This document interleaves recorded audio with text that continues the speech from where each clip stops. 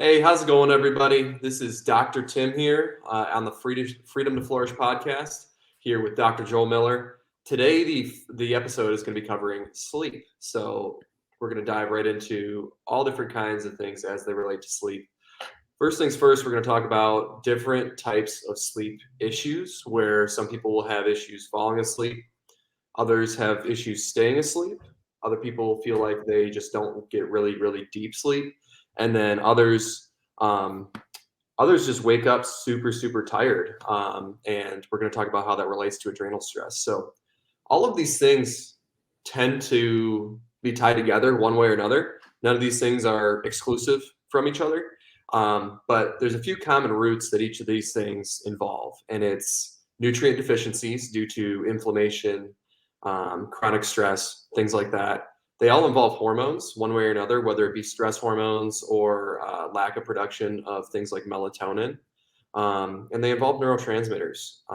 So neurotransmitters, specifically dopamine and serotonin, provide cofactors to help with melatonin production. And if you're not producing those properly, it could be attributed to stress hormone production and breakdown. So plenty of ways that these things tie together. So we're really going to dig in deep with this. Hopefully not be too long of a podcast today, but we really want to give you a good idea of why you may be experiencing some sleep symptoms that you are having. We're also going to talk about various things as they relate to sleep symptom-wise, like inability to sleep in general, sleep apnea, narcolepsy, restless leg syndrome, snoring, nightmares, teeth grinding. And one big thing that I really want to touch on today is the usage of melatonin, and how I'm sure, Dr. Joel, you feel the same way about this, and how we don't really encourage that. Melatonin is a hormone, and we're going to really dig into why we feel that supplementing that isn't exactly the best idea, and Yep. why you can look at other bodily processes to fortify your ability to sleep without essentially exogenous hormones. So, Yep. how are things going today, Dr. Joel? Good. Staying busy and very thankful. Very thankful. Yeah, we were gonna do Lyme today, of course, go over Lyme, but we need to prepare and make sure that's a really, really good one, because there's a lot of people with Lyme that are gonna be listening to that one. But with as busy as things have been this week, sleep is a little bit more of a simple topic for us.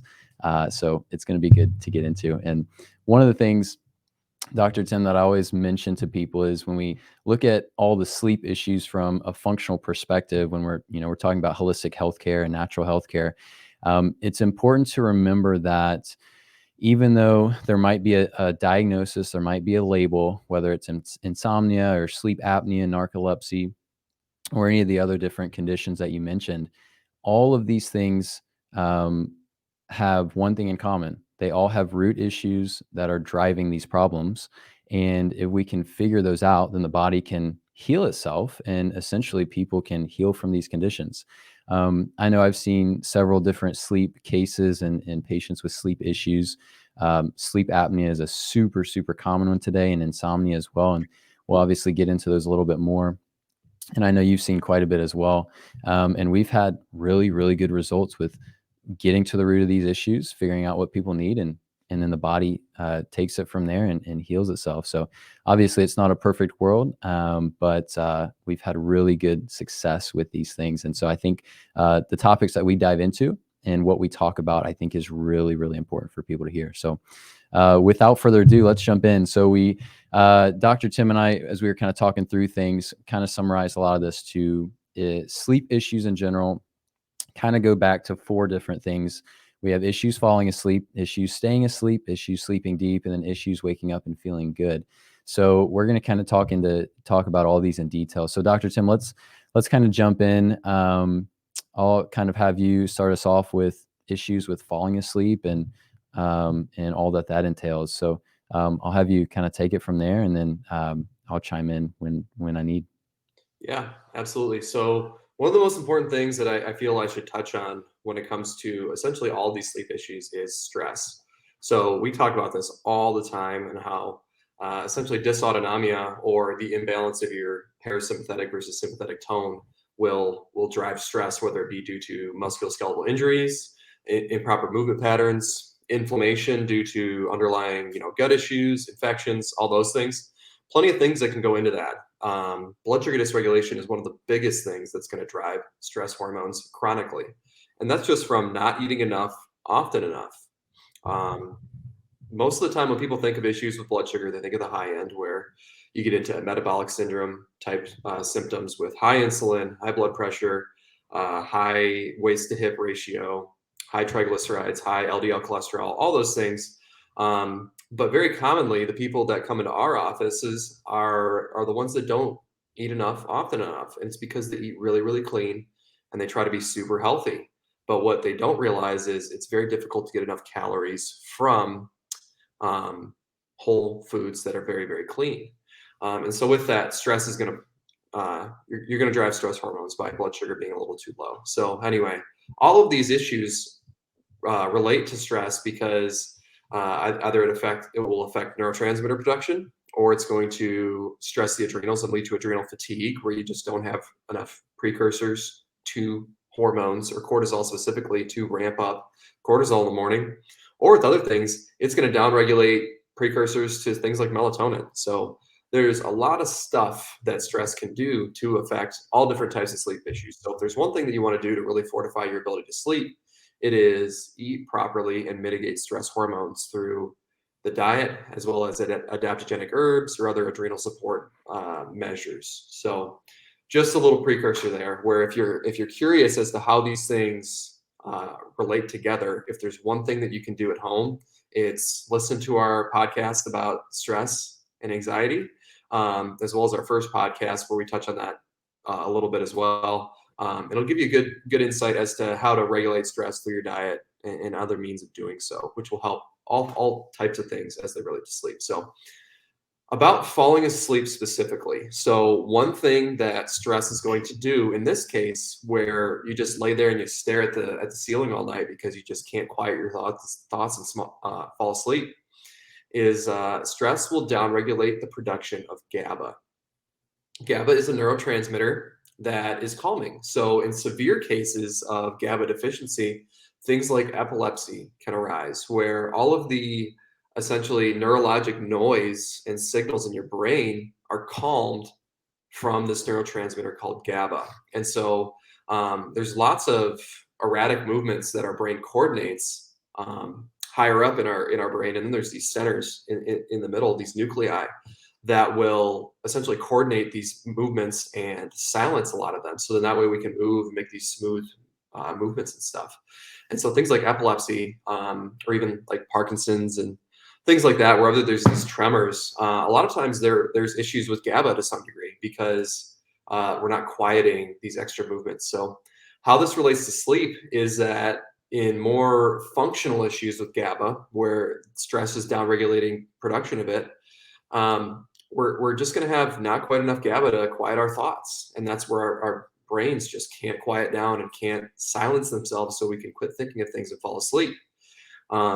There's this, it's called like the anxiety loophole, where you get stressed, stress hormone production increases, inhibit GABA, which drives anxiety, and then anxiety will cause you to feel more stressed. And so it's just this constant cycle of how do you break it? Well, let's deal with stress, and then let's help things to help push GABA from its precursor, glutamic acid or glutamate, to GABA itself. So there's a handful of things that we can do to help with that. One of these things is to just supplement with some herbs. So there's a couple good herbs that are going to help push this pathway. So if you notice that you're not able to fall asleep right away and it takes you, 30 minutes to an hour, if not more, one of your biggest issues might be converting glutamic acid to GABA. And so some herbs that will really, really help with this, that if this is your issue, it absolutely will help with it, is like passion flower or valerian root. Those are both herbs that are really going to push that GABA pathway. There's also some things like magnesium, zinc, and vitamin B6, where when people think of magnesium, a lot of people take it because it's supposed to help with sleep. It's supposed to help with constipation. It's supposed to help with all these things. And the reason that it's able to help so much of all these things is it's one of the cofactors that helps push neurotransmitters like GABA, serotonin, dopamine from their precursors to their active form. So it's that final step in that pathway that will activate them. Magnesium also, as it relates to constipation, the smaller the molecules are, the more it will be absorbed quickly and can cause diarrhea. But as far as it goes for the sleep stuff, it's more so the neurotransmitter component, where it helps push GABA, helps push dopamine, helps push serotonin, which are all feel-good neurotransmitters and calming ones. But the importance of dopamine as well as serotonin is the more dopamine that you have, and the more that it's able to convert to norepinephrine when it's clearing out of there, it can then convert to it can help serotonin convert into melatonin. So all of these things play together. But as far as it goes for this point, GABA specifically, one of the key ways to kind of spot it is if you're anxious, if you're struggling to fall asleep in the first place, you're staring at the ceiling, can't calm your thoughts, or if you're just anxious throughout the day, just feel kind of jittery and feel like your mind's racing all the time. That's a great way to spot if you have a GABA issue or GABA deficiency. And yeah, just try those herbs like passion flower, valerian, and then magnesium, zinc, and B6, and all those things should absolutely help calm you to get you to sleep. So that's the gist of falling asleep. Why don't you take over staying asleep, Dr. Joel? Yeah, definitely would love to. And I want to add a couple things to the conversation with falling asleep. A couple things that are kind of simple that are just good to talk about though. Number one is sleep hygiene, right? So like, what are we doing the several hours before we're going to bed? So if we plan to go to bed by 10 or 11 p.m., what are we doing from 8 o'clock and on? Are we eating real close before bed? I think generally people find that if you eat at least 2 hours before bed, that gives your body enough time to really kind of process that to where it's not going to be impacting your sleep. Are people on their phones before bed or watching a movie or TV and getting a lot of blue light exposure, which kind of stimulates your brain and can reduce GABA? All of those things are important when we talk about sleep and getting the body ready for bed. Obviously, working at night can increase stress a little bit and make it hard to fall asleep. And then, working out and things like that can also impact it. And then a couple other things that can kind of deplete GABA. So ammonia toxicity is one that we often find. Ammonia toxicity is generally going to be present when there's some kind of parasite infections, bacteria, fungal, and that kind of thing. There's a lot more on that topic that I don't necessarily want to spend too much time getting into right now, but ammonia toxicity is also something to kind of consider. And then one last thing I think I wanted to mention with GABA, Dr. Tim, I think you even reminded me of this the other day. When we talk about supporting GABA, the herbs are important. Zinc is important. B6 and magnesium are important. A lot of times, though, people will use GABA itself, and a lot of times we find that doesn't quite have the same effect. And I think the understanding there is that a GABA supplement itself doesn't quite cross the blood-brain barrier, so it's not really going to be able to get into the brain and really be active there. So, anyways, a couple of things I wanted to mention there. Leaky brain. Leaky brain. Oh, that's a good one. We're gonna have to make a video on that one too. That's good. All right. So yeah, the next topic here that we need to get into is staying asleep. So staying asleep is oftentimes an issue that's ultimately going to go back to blood sugar imbalancing, which then is really kind of underlying that is the liver and usually the gut health, sometimes the immune system. But essentially what happens with staying asleep is number one, as we sleep through the night, our blood sugar should be stable. As our blood sugar drops because we just haven't eaten in a while, the liver should see that and should bring that blood sugar back up. And when the liver doesn't do that, or it's not able to do that because of some kind of stress on it and so forth, the adrenal glands will release cortisol. And that cortisol spike is going to wake you up. And for some people, they just get up and feel like they have to go to the bathroom. That's kind of how they've always thought about it is, I drank too much or whatever the night before or just before bed. But in reality, it's actually generally goes back to a liver issue and a blood sugar issue. Some people wake up and they go back to sleep just fine. Some people wake up in the night and they can't go back to sleep at all. They're wide awake. That's because of a massive release of cortisol that just happened. So in those situations, you want to definitely dive into liver health and gut health and try to figure out what's going on there. The reason why the gut health is important is because number one, your liver is going to be that main organ system that's going to help balance blood sugar.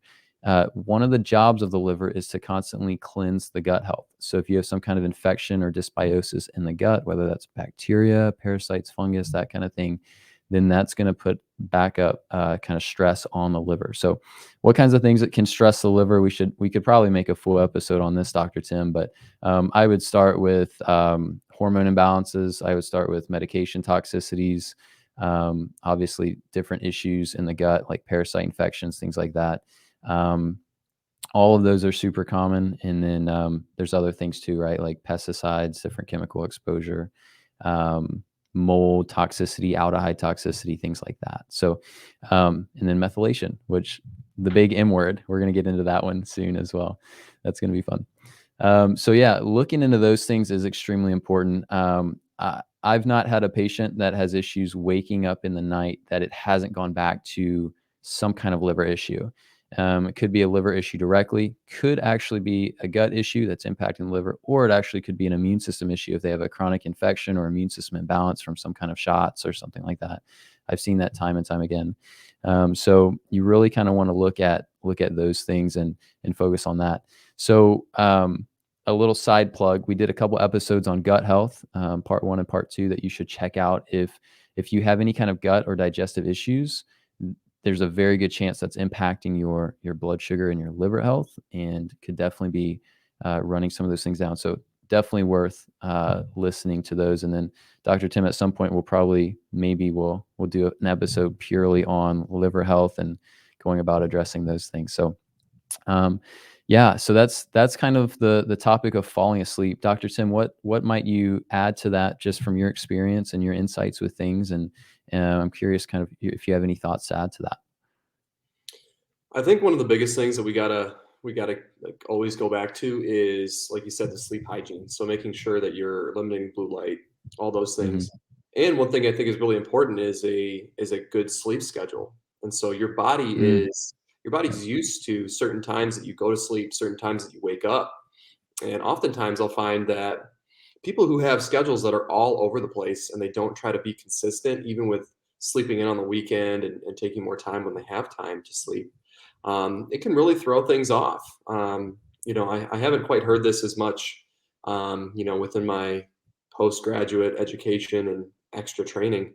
But I remember my old gym teacher in high school would always say that even on the weekends, you should only really sleep in an extra hour beyond when you sleep during the week to get up for mm, work. It helps you maintain your normal circadian rhythm. And so, with those who mm, are having issues staying asleep and sleeping through the night, um, part of the reason that that might be an issue is your circadian rhythm is just not correct and it's just not aligned, because your schedule might be all over the place, where you're up at 5 every single morning during the week, and then the weekends you want to sleep until 10 or 11 o'clock. And that's just, I mean, that's a 5 or 6 hour swing. It doesn't lead to a conducive sleep schedule at that point. And then in addition to that, what we got to pay attention to is, I forget where I was going with that. There's a whole other thing that popped into my head and I lost it. It'll come back. It'll come back. Yeah, hopefully it'll come back. Oh, okay. Yeah, it came back. All right, I got it. Um, our activity level during the day. And so a lot of times people will struggle to fall asleep or stay asleep if, say, you're a big old lazy bum throughout the day. Say you've got a day off, don't have to go into work, or it's the weekend and you aren't physically active at all and you just sit around and do nothing. Our bodies like movement and they like burning Mhm. energy and Yep. they like just not sitting there doing nothing. And this can really mess with our sleep schedule. And so Yep. days that you are not quite as active can actually lead to poor sleep. And so just wanted to add those two things there. Just make sure you're active. And make sure you keep your sleep schedule relatively consistent. I know, I'm sure we both are not the absolute best at this, but the more that you can strive to do that, if you're having extreme sleep issues, the better. Yep. Yeah, absolutely. Yeah, we work a decent amount, and we could always improve on some of those things. So, Dr. Tim, when it comes to melatonin synthesis, melatonin in general, right? So we're talking about issues with sleeping deep. What are some of your first thoughts on that? What are you looking at with patients to really get to the bottom of those issues? Are you supplementing with melatonin? Are you against that? How do you help figure out those issues and really help patients with those? Yeah, absolutely. So melatonin is a hormone. I want to stress that. People oftentimes just think it's a supplement that's going to help you sleep, and they don't quite truly understand what it is. Um, because it is a hormone, we have to remember that if we introduce it from outside sources, it's going to downregulate your body's production of it on its own. That being said, the more that you take melatonin, the more that your body's going to rely on it. So, the way that we make melatonin. So, I mentioned before the neurotransmitters. So, there's GABA, there's serotonin, there's dopamine. Those are the three ones that I touched on previously. In the final step of serotonin converting to melatonin, there's a couple things that are necessary to help push that pathway. It's methyl donors, which back to that methylation aspect that you were talking about, methyl donors, as well as norepinephrine, is going to actually help encourage that pathway. And so, going back to where I mentioned dopamine as well, dopamine, when it is converted to its next thing in line to help clear it out of the system, it is converted to norepinephrine. So, essentially, what you need is complete production through these pathways of both of your feel good, calming, happy neurotransmitters to effectively produce good melatonin, as well as make sure that you have good antioxidant status, make sure you have good methylated B vitamin status, all those things that can run low when it comes to stress, when there's times of extreme inflammation, caffeine use, all those things. And so you got to make sure you're methylating properly. We're going to do a full episode on this here pretty soon, but one of the biggest things that can contribute to poor melatonin production is extreme consumption of caffeine. And the way that that plays into everything is it drains, absolutely tanks your methyl donors. And those are super Mhm. necessary to convert serotonin to melatonin. So stay off the caffeine, supplement your B6, your B9, your B3, your B2, all those things that really promote methylation. But at the same time, got to lay off the stuff that's kind of pouring gas on the fire. We got to put that fire out by not introducing things like caffeine or histamines, stuff like that. And then from there, we have to just support that methylation process through all those B vitamins, um, but B9, B6, B2, B3, all that stuff, as well as magnesium and like trimethylglycine. All that stuff is involved in that pathway. So, um, really not for supplementing melatonin because it's going to downregulate your body's natural production. But then from there, if you're not converting these things like norepinephrine or serotonin, all that stuff into melatonin, you can have a whole slew of issues where you just get buildup of these things, and we got to get those out of there. So it just doesn't make sense if we can get the thing moving on its own and get things moving along without introducing stuff from the outside. Um, the better your health is going to be. The example when I use or when I talk about hormones, I always talk about things like where people think they're being healthy with bioidentical hormone replacement. I would think of melatonin as being a similar but not quite as extreme example. You're essentially introducing hormones that your body is not producing, and it might make you feel good in the meantime, but give it a couple months or a year or two of doing this, and you're going to totally deplete all of your resources to help detoxify things, as well as it's not going to work as effectively in your body, and you might have some serious issues following that where you just have energy issues, fatigue issues, tiredness all the time, and you're like, why is my melatonin not working anymore? I've seen a handful of patients, even in the past few months since I've moved here to Arkansas, where they're on these bioidentical hormones for a year or two, and then out of nowhere it just stops working, and they just get all kinds of acne and all kinds of issues where all of a sudden a switch flips where their liver can't handle it anymore. And so that's when we need to essentially fill in that hole that's been dug by those hormones with things like artichoke or glucuronic acid or cysteine, B6, all those things that help get those hormones out of there. But the same goes for the melatonin aspect, where you can actually artificially drive melatonin just through the roof, and your body almost becomes desensitized to it. It doesn't do its thing anymore. So just something to keep an eye out with people who are at home listening or in your car, wherever you are.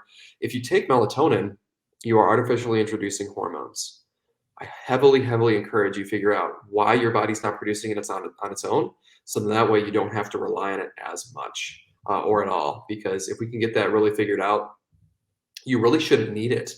And there's plenty of things that we can do to calm that down. Things like good movement, eliminating stress, and then, like we said, the magnesium, zinc, B6. Those are huge for helping push those neurotransmitter pathways. And then, like I said, methyl donors and norepinephrine. Those are both things that are going to help push serotonin to melatonin. So if we really iron that out, should be good to go. Nice.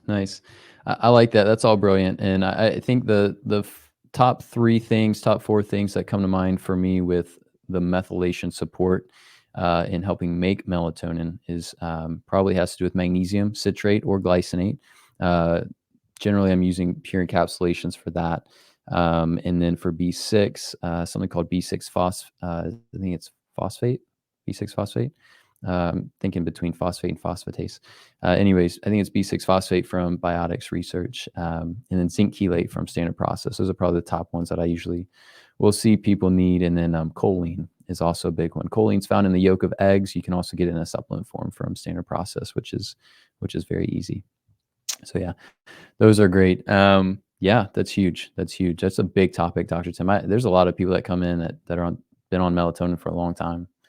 And that can become a big issue with, just like you mentioned, just desensitizing your system. And then also I've seen it mess up a lot of people's immune systems too, interestingly enough. So, all right, well, let's jump into this whole waking up refreshed issue, right? There's so many people that wake up and just feel terrible. They're the people that hit the snooze 3, 4, 5 times. And I know people that actually, I've had several patients and some friends that has become such a normal thing in their life that they will purposely set their alarm clock like 45 minutes early just so they can hit that snooze 4, 5, 6 times and then get up when they need to get up. And it's like, wow, that's pretty intense. And so people can really be struggling. And then, of course, if you're waking up without energy, a lot of people then become dependent on coffee to get going. And that can be a blessing. It can also wear you down on your methylating nutrients and cause different deficiencies there as well. So lots of different things here. So when we talk about waking up refreshed, it's kind of common sense that it's obviously important for you to get good sleep the night before and make sure you're getting enough sleep. But then I would say the next thing that is really important to talk about is adrenal health. And Dr. Tim has talked quite a bit about stress and helping to manage that and to balance that out in the different ways that we do that. And that's extremely important. But one thing I'll mention with adrenal health is this one can kind of come from a lot of different places when your adrenals are struggling, when they need support.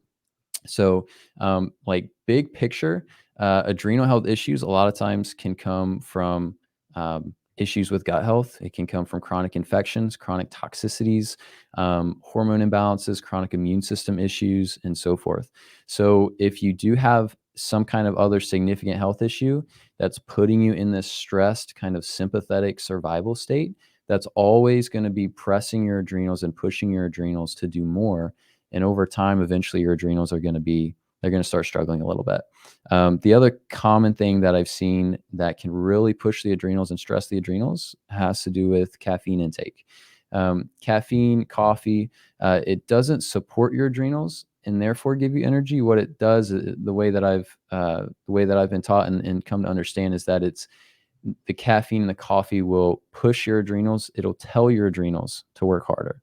It doesn't support them. It tells them to work harder. And over time, the adrenals just can't keep up with the demand. So if you drink a lot of coffee, which I would argue is more than 1 or maybe 2 cups a day, then you might consider some things there. And then also understand that protein intake is really, really important with supporting blood sugar, methylation, caffeine, in coffee, how your body handles that, and stress hormones in general. So we talked quite a bit about stress in episode 2, our podcast episode 2, and we talked a lot about adrenal health. We talked a lot about these things, and so there's going to be a lot of the same things that we mentioned here. But I think one thing that may be helpful, Dr. Tim, of course, is talking about maybe nutrition and supplements, things that people can do to support their adrenals. Obviously, we want to get to the root of the issue, but as far as supporting the adrenals, I think the top things I usually recommend, Dr. Tim, or what I find for people is going to be protein. It's going to be good protein. It's going to be different adaptogenic herbs, things like rhodiola, ashwagandha, tulsi, which is also known as holy basil, astragalus, actually. Sometimes astragalus. I know you mentioned that the other day, and I've actually been finding that quite a bit more. So astragalus can be helpful as well. And then every once in a while, something like phosphorus can be very helpful. And actually vitamin C can be really helpful, specifically a whole form like camu berries, camu or acerola cherries, something like that. So Dr. Tim, what else, when it comes to waking up and just being exhausted and adrenal health in general, what else comes to mind that you love to share with patients and things that you find really help patients in practice?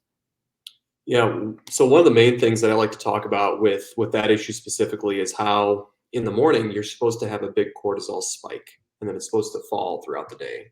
Yeah. And that's what's supposed to get us up in the morning. So the way that there's technically 4 different stages of adrenal fatigue. There's this, functional, diagnosis that it's basically the culmination of symptoms as they relate to if your adrenals are really taxed and able to keep up with demand. And so the way that I like to describe it to patients, that way they can kind of figure out where they're at and how they're progressing, is first things first. You should have high cortisol in the morning. It should wake you up. You should have energy. That should come down throughout the day, and then by the time it comes time for bed, you should be ready to go to bed. But if you are under some acute stress and you're not sleeping well and you're just constantly ramped up, I like to say, at the beginning, in the first stage of adrenal fatigue, you'll just be super high, where cortisol is just through the roof across the board. If you're looking at a chart of 24 hours, it's just high all the way across.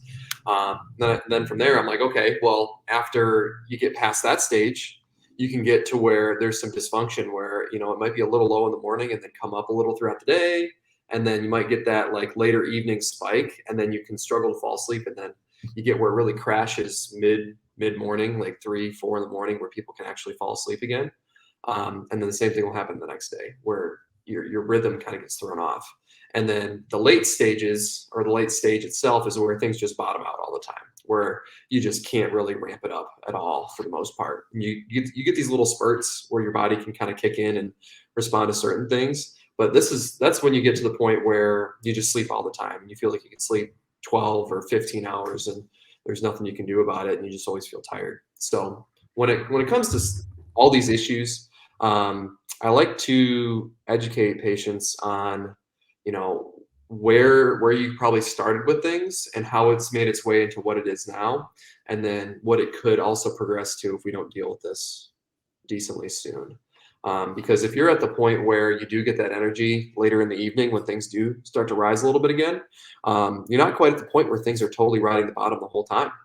So it's always good to tell a patient, hey, if you don't correct this, this dietary issue, and don't start sleeping better and promoting calm activity rather than just stress all the time, you can get to the point where you're not going to have energy to do anything, and you're going to want to sleep all the time. So adrenal fatigue is the general thing as far as it goes for education and how it relates to no energy in the morning, that I really like to talk about, and just talk about the different stages. But that's not like the steadfast definition of each stage. But I found that's the simplest way to break down to patients, and the way that it makes most sense is this is what it's supposed to be. Yep. It'll kind of bounce around a little bit, and then it just bottoms out, essentially. So Nice. that's what I like to cover for the most part. I think next on the Sweet. schedule here, we've got, unless you had something else to add, Dr. Joel, but No, that's great. uh-oh.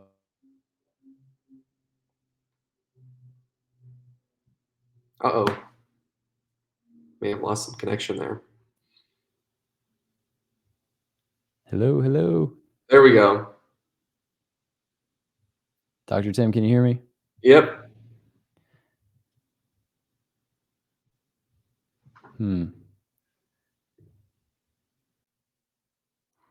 All right. Not sure what happened there. So, Dr. Tim, what I was going to say is we got to wrap this up. So I want to touch on some of these last things and just give a couple different insights with things, just kind of very short, couple sentences with some of the different types of conditions, first things that kind of come to mind. So let's kind of run through these together. And then we'll wrap up here very quickly. So first thing here on the list, insomnia. With insomnia, again, go back to gut issues, infections. That is usually the number one thing that I see. And then some issues with detoxing, whether it's medications or hormones. That's probably the biggest thing. Dr. Tim, anything to add to that one with insomnia? What you see with that? Hand in hand with that, I think parasite issues, especially if it gets worse around like the full moon, is a thing to add. Yep. I know a lot of people will argue that parasites around the full moon can cause more issues like that. Yep. But then just the GABA stuff as well, where if you're Yep. just unable to fall asleep or even stay asleep, Mhm. it can be either of those things for sure. For sure. Yeah, sleep apnea is the next thing on our list here. Sleep apnea, and a lot of those people are put on sleep PAP machines. And I'd say the biggest thing I see is definitely parasites. Definitely parasites. They can be in the gut, they can be in the liver, they can go just about anywhere, but definitely parasites. And of course, we know, Dr. Tim, that most doctors aren't even looking for these things. But definitely parasites. What about you? What do you think about that one? Definitely pay attention to the metabolic syndrome stuff. So if you are overweight, insulin resistant, high A1C, all the stuff that I mentioned before, if you look up metabolic syndrome online, it is actually a medical diagnosis based on 7 different criteria, where I think you meet 5, if I'm remembering Yeah, I think so. Yeah. correctly. Where over time, I mean, if you are storing fat in places like your face, your tongue, your neck, and you are heavier, unfortunately, what happens is it weighs on your throat and your chest, and it can lead to these issues while sleeping. And that's why very often, like bodybuilders and you know people who are obese will have these issues, and it's because just the weight that they carry in that area. So, Yep. yes, there are the functional issues where somebody who appears to not have these issues might have sleep apnea. But if you do meet that criteria, then I would say correct the diet and the stress to mitigate that first before we really say, oh my God, you definitely have a parasite issue, Yeah. Uh, Yeah. definitely good to check out. But if you meet that criteria, usually it can be something like that. Absolutely. Definitely want to take all that into account. What about narcolepsy? Any thoughts on narcolepsy? Um, Narcolepsy specifically, I would put that in the like severe dysautonomia category, Yeah. where you just can't, you're just so high in sympathetic overdrive that things just are not working. Yep. And the way that we can work through this is essentially to go through a bunch of different vagal challenges, things that are hyper adrenal stress stuff, and it's just targeting all these things that can contribute to stress overall. Where a lot of times things that will trigger this are severe emotional stress accompanied by severe, not eating for long periods of time, severe gut inflammation, severe inflammation in general, all that stuff that you really just have to get creative with how we calm things down there. Yeah, for sure. Restless leg syndrome, usually primarily due to a dopamine deficiency there. That's primarily what I've seen, and that obviously can go to a number of different things. Snoring, usually due to kind of mouth breathing, right, at night and not really using that diaphragm properly. Um, Nightmares, I'll usually find different issues pertaining to the kidneys, whether it has to do with ammonia toxicity coming usually from parasites, right?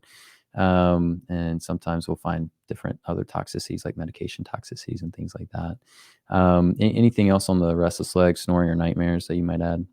Um, Restless leg, I think you hit it right there. Hmm. Snoring specifically, a lot of times people will use these neck pillows that chiropractors, other chiros will suggest, but the issue is you might be encouraging that cervical curve, but at the same time you are putting the jaw and the fascia through here at a position where your mouth is most definitely going to fall open. Yeah. And so in that case, I don't necessarily recommend those as much. And things like mouth tape can be really helpful and help boost that, as well as nitric oxide that comes with breathing through your nose. Um, Nice. and Nice. then as far as nightmares, I've actually Mm. seen good success with some food sensitivities like gluten, where Mm. I have actually had a couple kids where they got rid of gluten and their nightmares just totally stopped. Yep. Yep. Uh, so plenty That's of good. things. I would say bruxism, which is the grinding or clenching of your teeth, is along this very same kind of topic there. Usually infections, gut infections, parasites, bacteria, fungus, or food sensitivities, gluten, dairy being the biggest one. And there's others, of course. We talked about melatonin usage, sleep medications. It's interesting. I see a lot of sleep medications not be easily detoxed through the liver, which then impacts sleep. So it's kind of interesting how that works with things. Dr. Tim, that's all I got. I think that I think we could talk for hours and hours and hours on each and every topic and explaining every little thing. So to the listener, if you have any questions on these things, please reach out and let us know, whether it has to do with a certain condition that you may be facing or thinking that you may have going on, or if it has questions to do with different supplements or different nutrients we mentioned or different lab testing, whatever it is, feel free to reach out to us and we're happy to help. Dr. Tim, anything else to add? Otherwise, we'd love to hear about how people can find you. I think we're good. Just fix your sleep, fix your stress, and stay off the melatonin gummies, and you should be good to go. You can find me online at draugustiniak.com. That is lastname.com with no spaces, no punctuation or anything. Through there, I've got all kinds of health articles. I've got links to my socials, all that stuff. I'd be happy to hear from you guys about different topics, or if you have any questions, things like that. Yeah, located in Bentonville, Arkansas, Northwest Arkansas. If you have any questions, be sure to reach out. Yep, for sure. Again, I'm Dr. Joel Miller, located here in the Dallas, Texas area. You can find me on all the different socials. Just look up my name, Dr. Joel Miller. You'll usually find everything. If you go right to my website, it's drjoelmiller.com. You'll find a lot of good stuff there as well. Hey, Dr. Tim, I've enjoyed this. I think this has been a great overview of sleep and sleep issues. I know in the future here, we've got several good ones coming up on Lyme disease, methylation, all kinds of good stuff. We're going to keep them coming. So to the listener, thanks for listening. We love and appreciate the support. Let us know if there's something that you'd like us to talk about next time, and we'll definitely add it to our list and look into it. Hope you guys are doing well, and we'll catch you guys in the next one.